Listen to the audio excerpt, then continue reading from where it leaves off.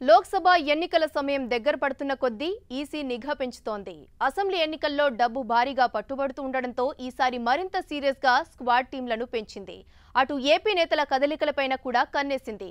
రెండు రాష్ట్రాల్లోనూ ఒకేసారి పార్లమెంట్ ఎన్నికలు జరుగుతుండడంతో ఇరు రాష్ట్రాల అధికారులు సరిహద్దుల్లో సమన్వయం చేసుకుంటున్నట్లు ఈసీ కార్యాలయ వర్గాలు చెబుతున్నాయి.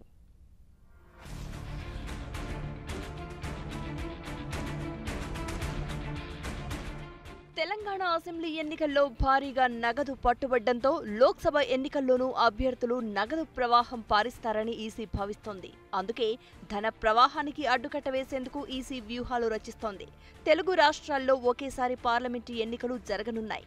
దీంతో ఇరు రాష్ట్రాల్లో పోటీ చేస్తున్న వారి కుటుంబాలు, వ్యాపార కేంద్రాలు హైదరాబాద్ కేంద్రంగా ఉండడంతో వారి కదలికలపై ఈసీ నిఘా పెట్టింది.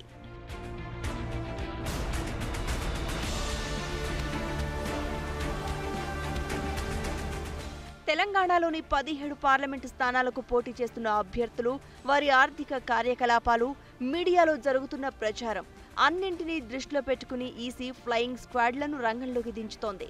ఎన్నికల నిర్వహణ కోసం, శాంతి భద్రతల పర్యవేక్షణ కోసం కేంద్రాన్ని 276 కంపెనీల బలగాలను కోరింది. కేంద్రం మాత్రం 145 కంపెనీలను ఇచ్చినట్టు తెలంగాణ ఎన్నికల అధికారి రజత్ కుమార్ తెలిపారు. ఇతర రాష్ట్రాల్లోని పోలీసు సిబ్బందిని కోరనున్నట్లు తెలిపారు. ఎక్స్ ఆర్మీ అధికారులను కూడా ఎన్నికల విధుల్లో వినియోగించుకునేందుకు కేంద్ర ఎన్నికల సంఘం అనుమతిచ్చింది. ప్రచారంలో పాల్గొనే రాజకీయ నాయకులు మోడల్ కోడ్ కింద రాత్రి 10 గంటల నుంచి ఉదయం 6 గంటల వరకు లౌడ్ స్పీకర్స్ వినియోగించరాదని స్పష్టం చేశారు. ఎన్నికల ప్రచారంలో మంత్రులు, ఎమ్మెల్యేలు ప్రభుత్వ వాహనాలను వాడకూడదని ఈసీ స్పష్టం చేసింది.